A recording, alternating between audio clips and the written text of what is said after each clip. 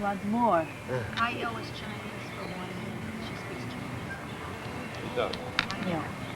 How do you do, my violin? Da da da da da. How do you do today? Da da da da da. We were dancing in a circle. Da da da da da. I will show you the way. Da da da da da.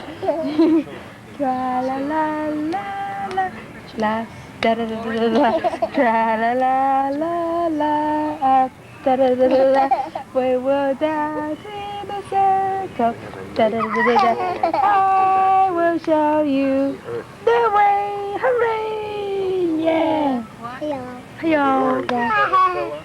We will dance in a circle. Da da da da da. I will show you the way. Da da da da da. La la la la la la la. So a guy by the name of Shul Eisenberg, who lived with his parents Very hard. and a brother in a small town in Poland. Shul Eisenberg was the yeshiva book. The yeshiva book was a very religious Yeah. person, very religious. Talmud Chacham. And as a religious fanatic, or whatever you want to call it, I think they're fanatics. I don't like extremes in any. They wear like a skull cap in the morning for prayer, and they wind around like a blood pressure machine on your arm. and they, in that respect, do their prayers. And they're extremists. They wouldn't eat anything that has pork in it. They wouldn't eat something that's dairy and non-dairy. I'm just giving you this as a background to this guy. Very religious. Father, mother were religious. Brother too. They were all in the same group. They wear these little gowns that they put on What do you call it? at Laces. night. The Germans came into that little town Tzitzis. and they were getting conscripted all the Jewish people to take them to their future, which wasn't great. They were going to be gas or whatever. But these Nazis that came in there, the first thing they did is they shot the father. They killed him right there in front of his boys. And with that, the mother screamed, brother and they ran outside in the back. It's dark, pitch dark now. And they separated. Shul Eisenberg ran away, and at that moment, he had all these things that I'm talking about, that he put on, the religious deals. He tore everything off, picked up the religious items, threw them away, and said to himself, if there's a God, he wouldn't allow this to happen to his father, who was a wonderful person, you know. And with that, he ran towards the Russian line. He came to Manchuria, you know, which is on the borderline. Yeah. You know Manchuria. Yeah. And he was trying to work his way to the United States. We were not at war at that time. But by the time he got to Tokyo, he got there on the 7th of December. 1941. 1941. At which time, we in the United States had camps made for all Japanese because they were supposedly our enemies, and they thought they had allies here, so we put them into camps. The Japanese, in turn, took all foreigners and put them into camps, to which this guy Shul Eisenberg fell into that deal. The Germans, after a while, knew that there was these camps available, and they also knew that a certain 20 of these people were Jewish. And they were going to send out, they wanted to first bring them to Germany or wherever. And the Japanese They had no feelings against the Jews. They were at war. And them was a lot of nonsense, you know, to take people and bring them over there. They're in prison. So the Germans insisted. They said they sent a ship over there, and they wanted to put all the Jewish people on that ship, whatever it was, they're going to sink the ship. Just figure out, they were fanatics to their extent. The Nazis were. Now, I dealt with the Japanese for many years. I know them very well, you know. And when I used to buy from them, and if I wanted a delivery in 3 months, they said, no, you can't have it in 3 months, you're going to have it in 5 months. And I keep on bothering them. I need it, and I want it in 3 months. After a while, they tell me, okay, we'll give it in 3 months. But they never did. I still got it in 5 months. So what they did, they saw they were boxed in with these Germans. That's all their allies. So they, the Japanese called in the camp, they asked, whoever is Jewish, please come out, bring your belongings with you, which they did. And this young boy, Sholak, was about 16 years of age at the time, and he brought his stuff out, and they told them all to go out, get jobs, or don't do anything against the government, or should be executed on sight. Well, he got himself a job. I'm just talking about this one person. He got himself a job as a janitor on the Ginza. You ever hear of the Ginza? The Ginza is the main street there, like Fifth Avenue, New York, Okay. 42nd Street and Broadway. They got all these big buildings there. And he got himself a job there. And he was a likable fellow. And the owner of that building liked him. And he invited him to his house to come there and have certain meals. Now, mind you, here's a guy who was very religious. Now he's not, he doesn't believe in God. He's an atheist now. He doesn't care about anything. And this guy had a bunch of daughters. And he fell in love with one of the daughters. Now, the daughters, I think she was in the Shinto religion, this girl, the daughter. And he married her. And ultimately they had 6 children, you know. But I'm ahead of my story a little bit. And when they lost the war, and MacArthur came in, or was coming in to take over whatever he did, you know, to get possession of Japan, of Tokyo, lived in Tokyo.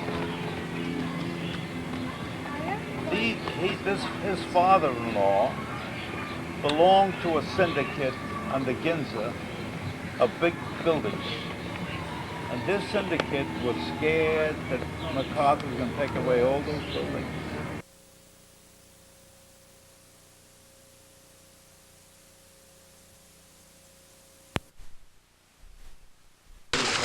Water Helen. What is that called? That's called a water fountain. Oh, yeah? And that one has over here. Where? Here. Okay. I was born 1906 In what country? in Bessarabia, in a small town. They called it Lipka. Lipka. Not going to hear anything with Near that the Pooth noise. River, and not far from Odessa. No jelly. Oh, What year did you come to America? in 1913. I I So came you here were 7 years on the old. American line, only on the Rindan shipping service. try till I'm done with school. Before you came here, you spent 7 years in Lipcon. Elefkan, yes. That's it. And what do you remember from My earliest the recollection? earliest? My earliest recollection would be when I was about 5 years of age. The whole town burnt up. Why? Well, What because a carpenter down about maybe a mile or so away, and I didn't know that at the time, I was told, accidentally had a fire, and we had no fire department, and it was a windy day. So the entire town burned down, and we took whatever we could. We knew the fire was coming to our house, because you could see, and we knew there was no way of stopping that fire. So my parents took whatever they could out of the house to save whatever they had, like silverware, maybe dishes, God knows what. And we went as far as I remember, and this I do remember. I saw the flames, the sky was lit up red, and we were near a church. And my mother was crying bitterly. This I remember very well. I don't remember anything that happened after that to any great extent, except that we lived in a house, and they had a big dog. Dog became my friend. And What was the dog's name? I don't know. I can't remember it. I don't remember. At times maybe I would know. And then what happened, nobody had insurance in that town. Everybody had a total loss.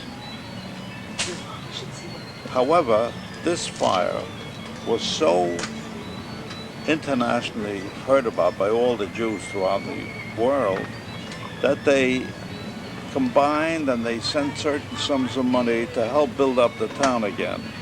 Now, whether my parents were recipients of that or whether they had enough money themselves to build up their house, but we built up a beautiful house after that, all on one floor. How old were you? Well, I must have been between 5 and 6, whatever it was at the time, 6 and 7 maybe. And I recollect the entire layout of that house. There was a front store with shutters, metal shutters, and there was on the side of the house was a hall that on Saturdays, which is a Sabbath, the place would be closed, so we used the hall to go in and out of the house. And as you came into a large living room, supposedly, which had on one wall a picture of a locomotive. And I tried to come back in later years from the United States to the old town where I have my roots, and I would have looked for that house that had that picture in it, you know, maybe it's still there, maybe not. And as you went further, you came to a stove. The stove looks more or less like well, they make pizzas today. In that particular stove, my mother used to make bread. She would make maybe some meals there, whatever. And alongside of that stove was a bedroom. And on top of the stove, many times I would sleep on that area, that stove. You see, my recollections after the fire and after the house was built were pretty strong, and I still remember the entire thing. And beyond that, there was another bedroom which had a ceiling that was removable. And they called that a sukkah, a holiday that we have. And at the time of the sukkah, they used to put certain plants on top, whatever they were, leaves, and we would celebrate that holiday there. Beyond that, we had a outhouse, and we had a barn, we had a cow. I don't know what the cow's name is going. And we got our water from a well, which we didn't own, but it was like a city well. And we go there, bring the water, or we get the servant to bring the water to the house. And that's the way we lived there. And after a while, it was decided by my father and my brother Morris, who was more or less the leader of all the children there, that we should go to America. And he and my father stayed up all night smoking cigarettes and discussing the possibilities And Morris gave his argument why. And when he gave you an argument why, there was no way that you could fight that. And What was? Do you remember why he said you should go? well, the reason he said why, number one, the children were growing up and they would be conscripted into the army, the Russian army, and that was not a very pleasant place to be, particularly when you were Jewish. And the reason there was no future there whatsoever. We had no future. And he said that the children would have a chance in this new country where the streets were paved with gold, so to say, which is a figure of imagination of that kind. And so we decided to come. Now we came separately. My brother Morris, your grandfather, and he came separate.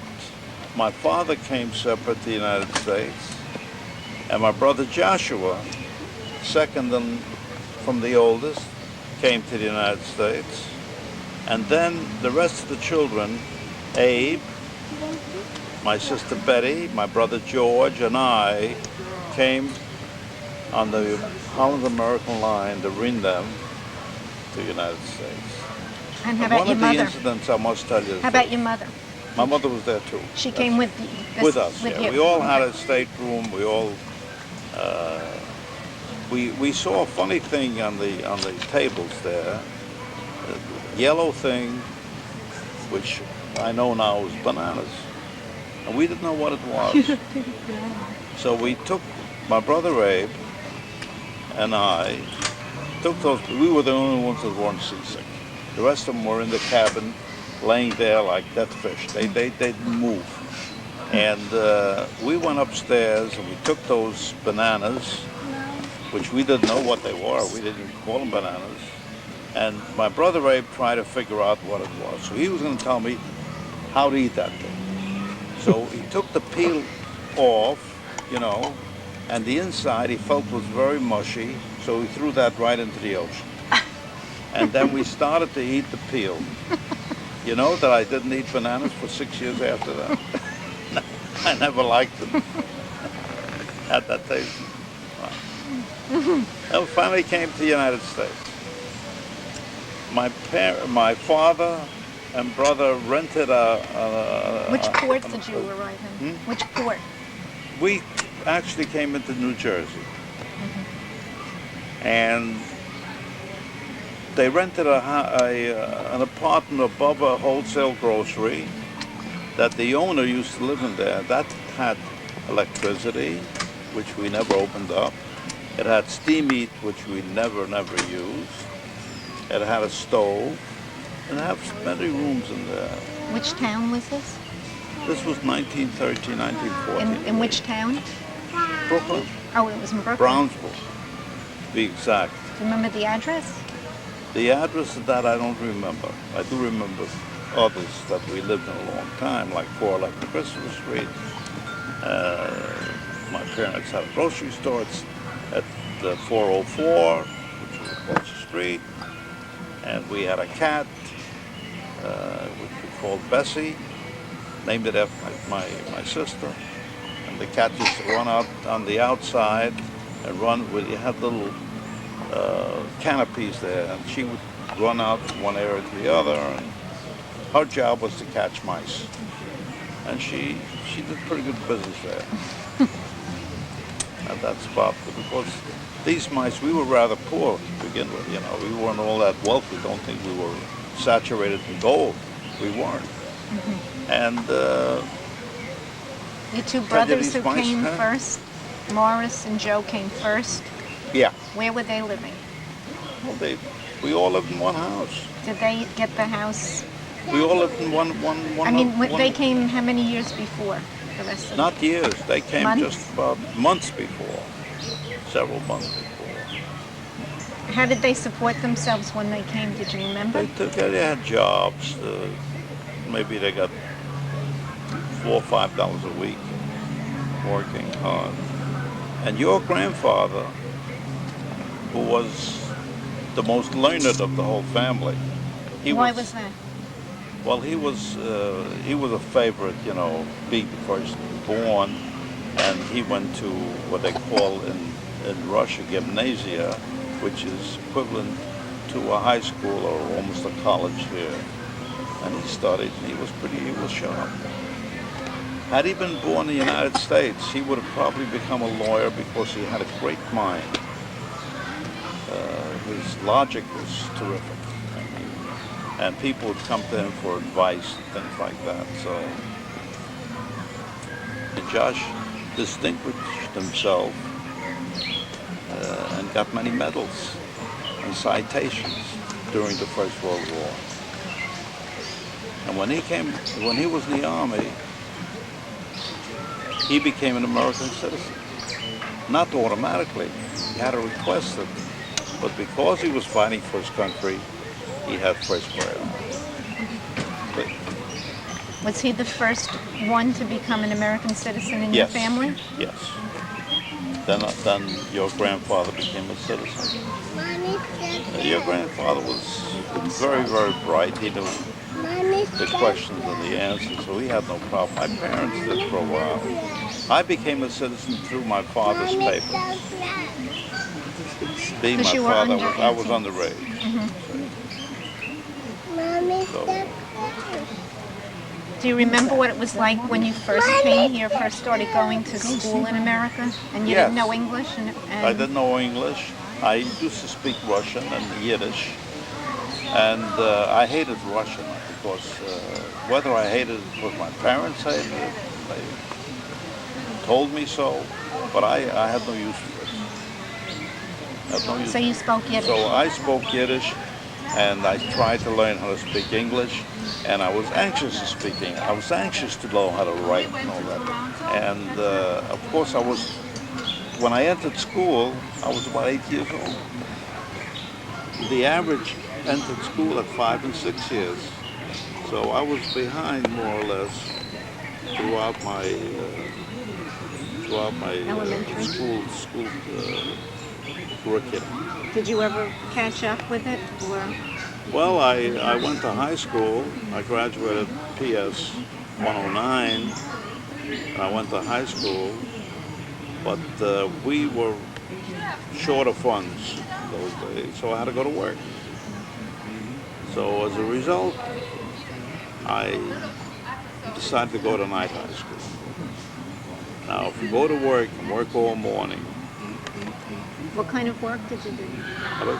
What kind of work did you do? I think I worked in a grocery store. And then I worked in a factory where I made belts and suspenders and things like that. It wasn't great work. I mean, it didn't require the brains, it required the brawn, and took away a lot of time. And then when I used to go to night school, I fell asleep at the school. So I quit. I couldn't get rest, you know. So that's the way it worked out. I'm trying to think of some more questions from those times.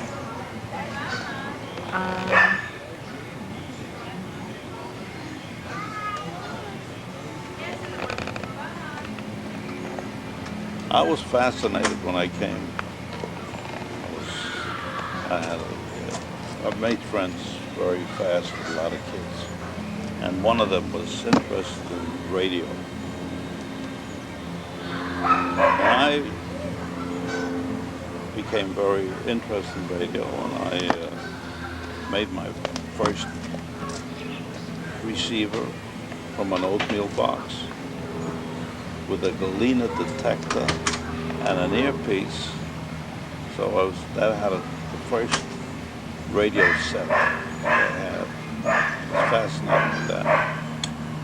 And then later on, I was able to build my own sets when they came out with tubes. And then besides having a job with my brothers, I finally got a job as a radio repairman. And I worked for a guy by the name of Saul Burns, who had a chain of stores in New York. And from there, I I went into, believe it or not, interior decorating for 1 year. Didn't like that for a while. And from there, I went back into the radio work, became a radio salesman. And ultimately, the owner's nephew and I went into business together in Ozone Park, New York. We started off by selling car radios, which was a novelty in those days. And from there we went into selling regular radios, and then we branched into appliances like refrigerators, washing machines. Then we went into furniture, and our stores grew all the time. And then finally the war broke out. You couldn't get any of those things. And I went into the surplus business. And when the war ended, I found myself in the surplus business selling aluminum and doing very well. And from that, I went into the manufacturing of amateur radios, ship radios, direction finders, depth indicators, and we grew.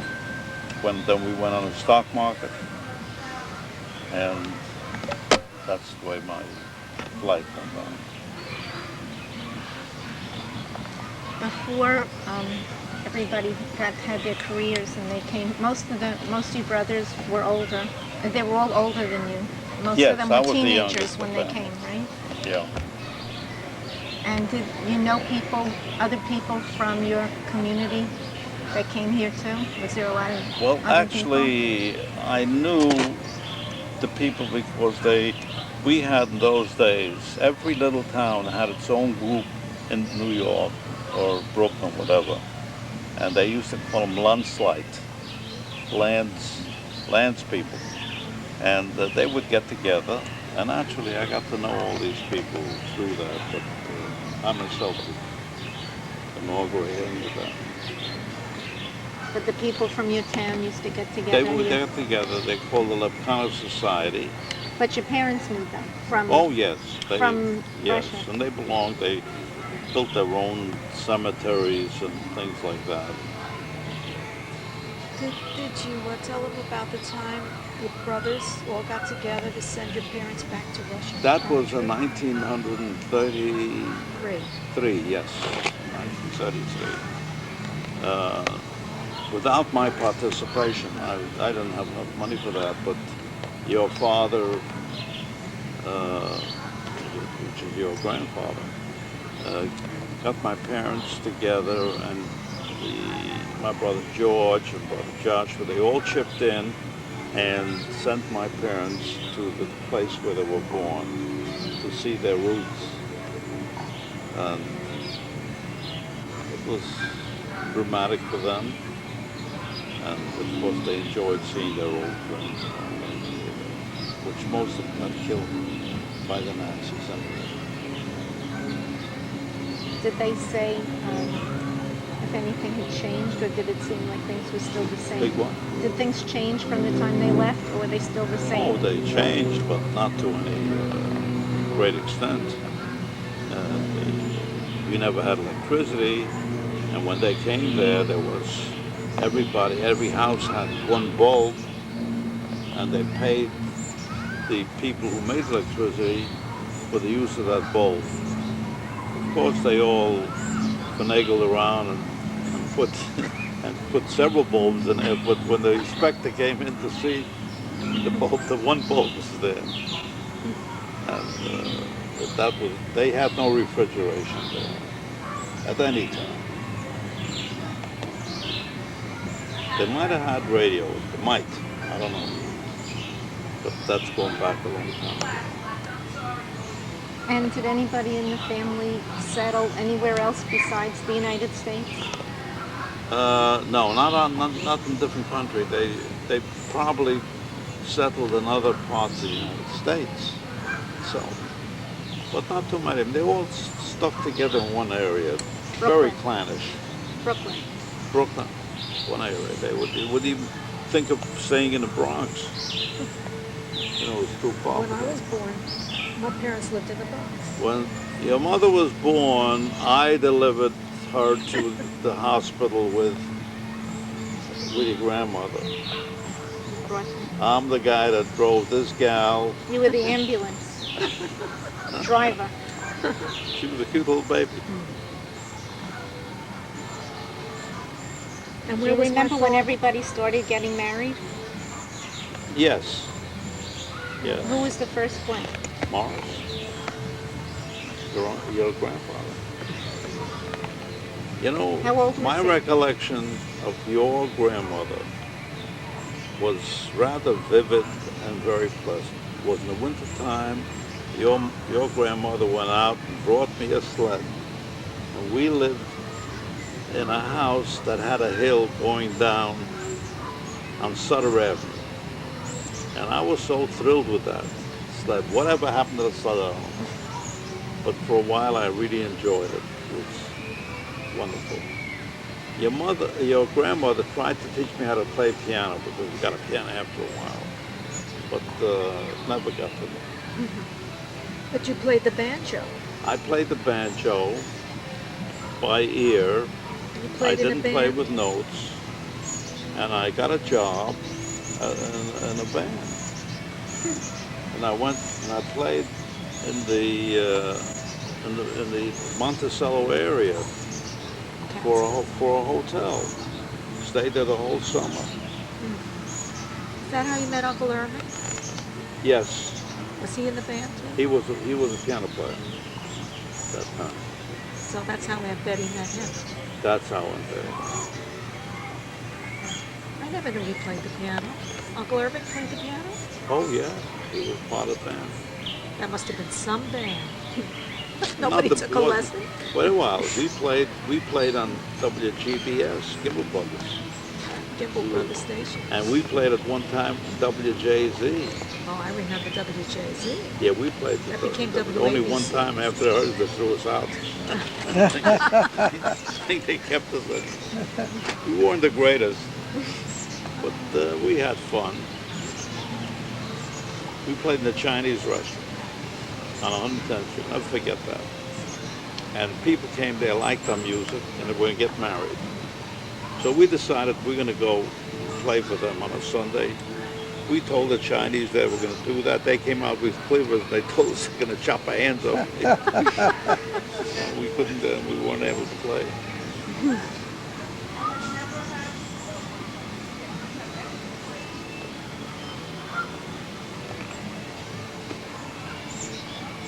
I had a rather interesting life, I'd say, most of my life. Had a lot of memories. If you had it to do over again, what would you do differently? First, the education. I think, of course, I couldn't do that because I was 2 years behind. In other words, when I graduated, instead of being 14 years of age, I was close to 16 years of age. So I was behind. Sure, I could have gone on, but of course, I wouldn't have the power to leave Russia. But they should have left before I was even 5 years. They should have kept me in here when I was 6 years of age. I'd had a better chance. How old were you when you came here? I was close to 8 years old. 8. Yeah, I was rather late. So you only had And an I had the handicap of not knowing how to speak English.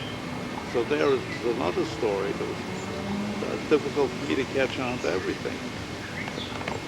How can you count and multiply and subtract when you don't even know what it's all about? That's the handicap. But you learned to speak English very soon. I did. I spoke English very well, I think. I wanted to learn, and I did. And of course, you pick most of that up from your friends, who you play with, and everything else. I never had an accent. My brothers had some kind of an accent, not much. My oldest brother, Mars, I don't think he had an accent Yes, at all. he Did he? Sure. He had an accent. Yeah. He was brilliant as far as I was concerned. Do you remember when he used to work in the theater? Oh, yes. By the way, I remember I used to go to theater for nothing. Watch Jewish shows. How did he get into it? How he got into Yeah, it? how did he get into the business? Well, you see, as I told you before, he was educated far more than the average person that came from Europe. He knew how to uh, read, read and write Yiddish, and the theaters were all Yiddish, and he was a prompter. You know what that is? Whether you read to the actor so he He doesn't would forget sit, his he would lines. stay in a little coop there and tell the actors what their line is In Yiddish, though, in right? Yiddish, and they would pick it up. You see, he spoke to them. The audience didn't hear him, but he would tell them what to say, and they needed these things. And I would go there for free. I was able to get into every one of them on Liberty Avenue. A lot of famous actors came out of that Yiddish Oh theater. yes, a lot of famous. Did you meet any of them? Huh? Did you meet any of them? Sylvia Sidney? No, no. Paul But my Muni? brother did. Paul Muni and actors of that kind. Mara Schwartz. These are all great. Good to bring home. Oh, beautiful. Thank you. So that's all I think I can tell you about the family. You don't remember anything more about the Yiddish theater part? You know, my grandmother wanted, my father had to leave the theater, otherwise he couldn't marry my mother.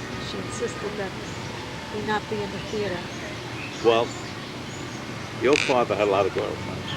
Don't think he didn't. He had a lot of. He was a handsome guy and well educated, and some of the stars liked him. Whether he had any affairs with them, I don't know. He could have. I don't think that he did. I wouldn't protect him. But he hung It's too out with late a now. bunch. To give you an idea, one day, my sister got a piano. At that Betty? time, for $3 a month or $2 a month, you had a piano without a down payment. And one night, must have been 3 o'clock in the morning, summertime, all the windows are open. He brings home a crony of his, a friend, and this guy could play the piano. And he sat down, he played the piano 3 in the morning. And you'd think the neighbors would be annoyed. No, every window opened up, and people at 3 o'clock were listening to this guy play. I remember that very, of course, the guy got up too. He was terrific. Great Was he player. playing classical or popular? I don't know what it was, but he played.